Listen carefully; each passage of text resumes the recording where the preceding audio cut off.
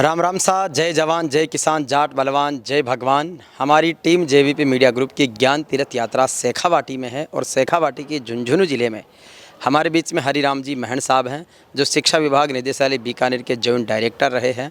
एक अध्यापक से लेकर जॉइंट डायरेक्टर का सफ़र, 4-5 शिक्षा मंत्रियों के साथ काम करना, 11 साल तक विधानसभा के शिक्षा विभाग के कंट्रोल रूम को संभालना और सभी के साथ में शालीनता के साथ में व्यवहार करना, बहुत सारे सम्मान और पुरस्कार प्राप्त करना और उसके साथ ही अपने शिक्षा और संस्कारों के पलवन और पुष्पन से अपने बच्चों को, अपनी संतति को भी श्रेष्ठ बनाना एक बड़ी उपलब्धि है। आइए इनसे बात करते हैं, जीवन के अलग अलग आयामों के रूप में किस तरीके से इनकी लाइफ जर्नी रही है। सर, किस तरीके से आपका जो शिक्षा हुई, शिक्षा के बाद में शिक्षा विभाग में ही नौकरी लगी और किस तरीके से एक प्रोग्रेस की लाइफ जर्नी रही? कठिन है ये बताना कि जर्नी कितनी लंबी, कितनी अच्छी, कितनी खट्टी, कितनी मीठी रही।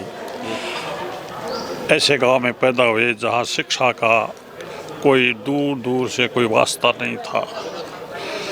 हाँ, एक पॉजिटिव किरण थी कि मेरे मामा जी सन 1938 में मिलिट्री में भर्ती हो गए थे, जो यदा कदा जब भी घर पे आते थे मेरी माँ को कहते थे कि बच्चों को पढ़ाओ, बच्चों को पढ़ाओ। लेकिन पढ़ाने का कोई तरीका भी नहीं था, साधन भी नहीं था, बहुत अत्यंत गरीब घर था। मूल गांव कहाँ से सर आपका?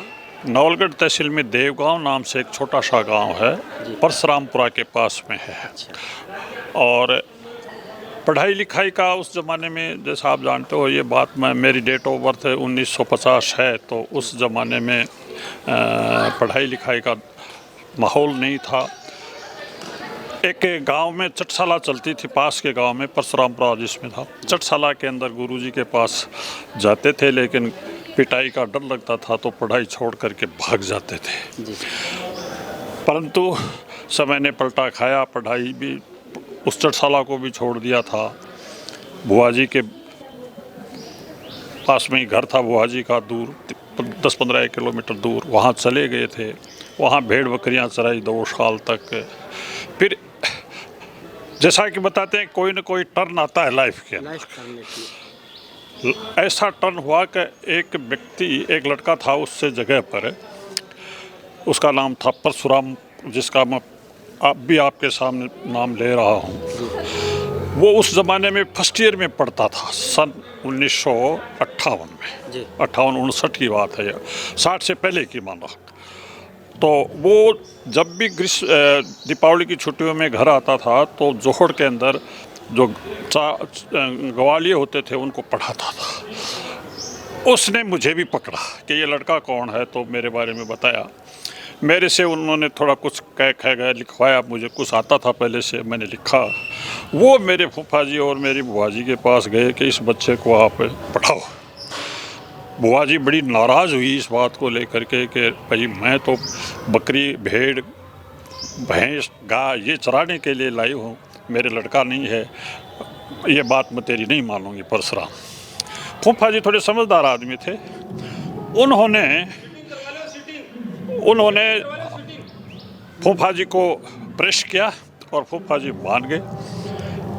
करीब 3-4 किलोमीटर दूर खिरोड़ गांव था, वहाँ स्कूल चलती थी। उन्होंने उस स्कूल में मुझे भर्ती कराया। 5-6 दिन तक लगातार वो मेरे साथ गए आए और उसके बाद में मेरी पढ़ाई शुरू हुई। सन 63 में मैंने 6th क्लास पास की थी, ये मेरे पूरा कन्फर्म याद है। 13 साल में, 13 साल की उम्र में आप छोड़ भी दी थी और फिर दोबारा भी ले ली। लेकिन उन्होंने क्या, 1 साल में मेरी 2 कक्षाएं करा दी थी, उस ज़माने में हो जाता था। तो 63 में मैंने 6th क्लास पास कर ली थी। और फिर पढ़ाई, आगे की शिक्षा परशुरामपुरा में हुई। 7वीं 8वीं मैंने परशुराम, हमारे पास में गांव पड़ता था, वहाँ हुई। उसके बाद 9th 10th के लिए मैं घर से दूर मुकनगढ़ चला गया था, वहाँ से साइंस से मैंने की। BSc किया पोदार कॉलेज नवलगढ़ से। पढ़ाई में ठीक ठाक था, उस ज़माने के हिसाब से छात्रवृत्ति भी मिलती थी। घर वालों को पैसे के लिए ज़्यादा मैंने तंग नहीं किया। 9th क्लास में भी मैंने ट्यूशन किया था। एक 10th क्लास में मैंने पढ़ता था, जब एक 9th क्लास के बच्चे को मैं अंग्रेज़ी पढ़ाता था। पोस्ट ऑफिस में था एक पोस्ट मास्टर का लड़का, उसको मैं अंग्रेज़ी पढ़ाता था। उससे भी मुझे 50-60 रुपये मिले थे उस ज़माने में। छात्रवृत्ति मिली थी 100 रुपये, तो मेरा पढ़ाई का खर्चा निकल गया था उस साल का। उसके बाद फिर 10वीं क्लास की एक बहुत रिमार्केबल बात मेरे जीवन की जो रही वो ये रही कि मुकरगढ़ के अंदर शारदा सदन कॉलेज और शारदा सदन सेकेंडरी स्कूल हुआ करती थी, जो कानोडिया सेठ की होती थी। भागीरथमल जी कानोडिया उस ज़माने के बहुत बड़े पूंजीपति भी थे और समाज सेवी भी थे। बहुत सादगीपूर्ण जीवन व्यतीत करते थे। उनकी हवेली में हम रहे थे।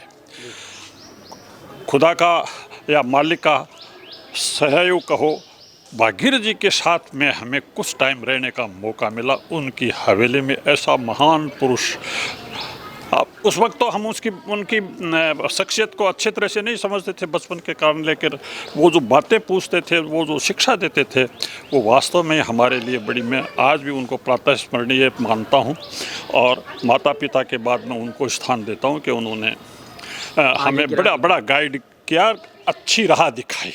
जब आप कॉलेज में आ गए, फिर उसके बाद का जैसे BSTC BEd उस समय क्या होता था?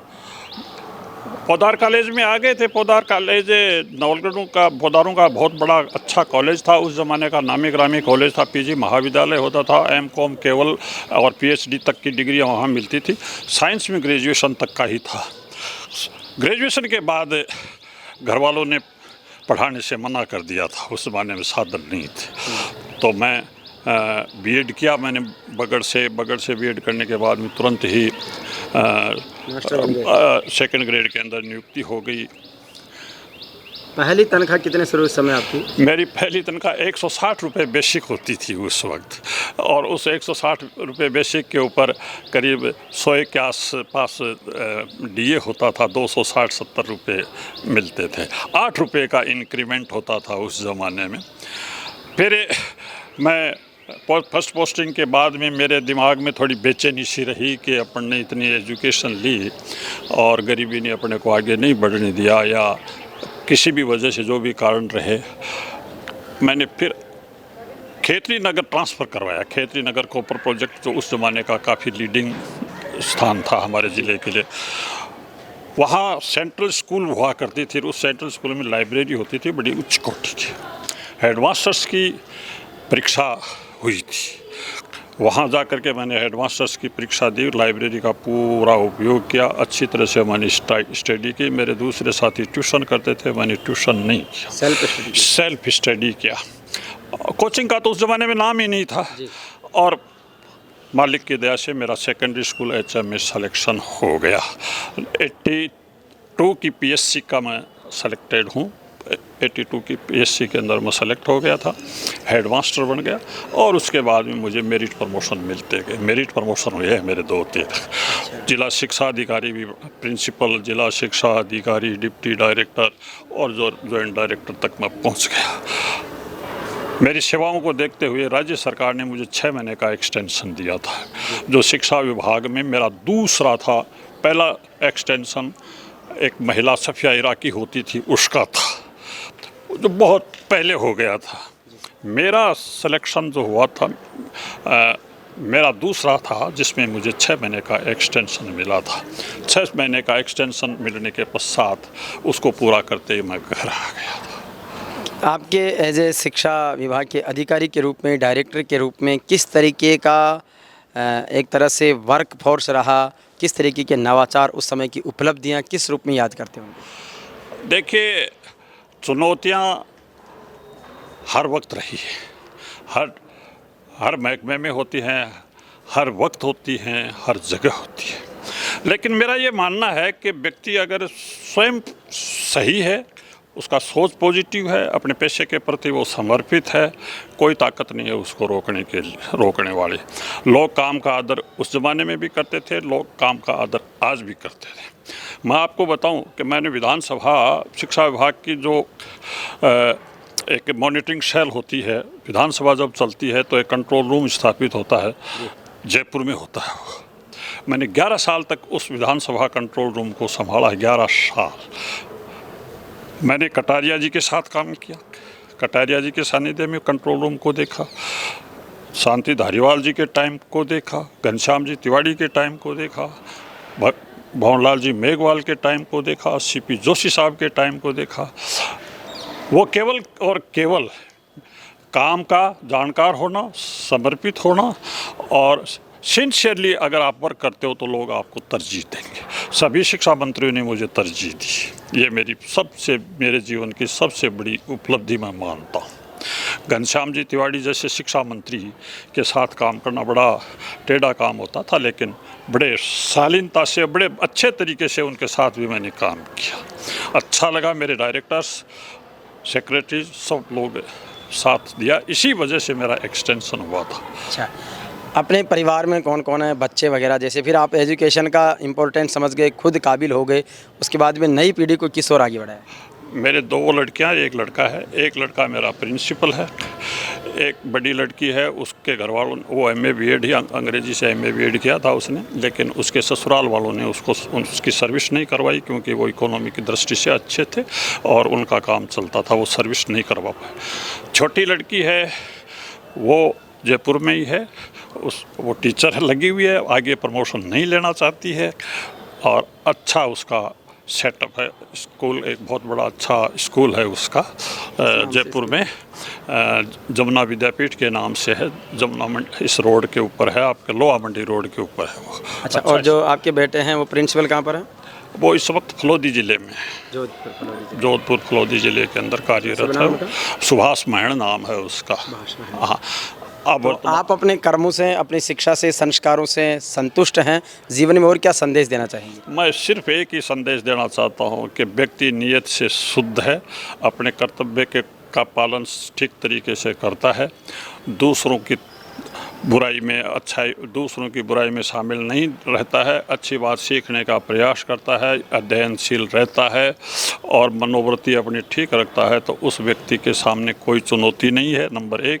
नंबर 2, आप जितना दूसरों के लिए भला सोचते हो उतना ही भला आपका होता है। ये मेरे जीवन का सार है। बहुत बढ़िया। तो ये हरिराम जी महण साहब थे। हमारी JVP मीडिया ग्रुप की ज्ञान तीर्थ यात्रा में हम शख्सियतों का परिचय और पॉजिटिविटी का कलेक्शन करके उसको प्रसारित कर रहे हैं। इस यात्रा को किस तरीके से देखते हैं? ये आपका इस प्रयास के लिए आपको बहुत बहुत धन्यवाद, बधाई के पात्र हैं आप। बहुत कम चैनल्स हैं जो इस प्रकार के थीम को आगे बढ़ाते हैं। समाज के अंदर बहुत से लोग हैं जिन्होंने समाज को बहुत कुछ दिया है, लेकिन उनको आगे लाने वाले, उनके विचारों को आगे लाने वाले बहुत कम लोग हैं। JVP मीडिया का मैं धन्यवाद ज्ञापित करता हूं। आपका प्रयास जो भी है उसके लिए आप बहुत बधाई के पात्र हैं। मेरा विश्वास है कि आप अपनी इस मुहिम में सफल होंगे और ये केवल आपके लिए नहीं है, ये मुहिम समाज को दिशा देती है, मार्गदर्शन देती है। अलग अलग तरह के लोगों के अनुभवों का आप समाज को लाभ मिलता है। ये बहुत बड़ा अचीवमेंट मैं इसको मानता हूँ। तो बहुत बहुत धन्यवाद। तो ये थे हमारे बीच में हरिराम जी महण साहब।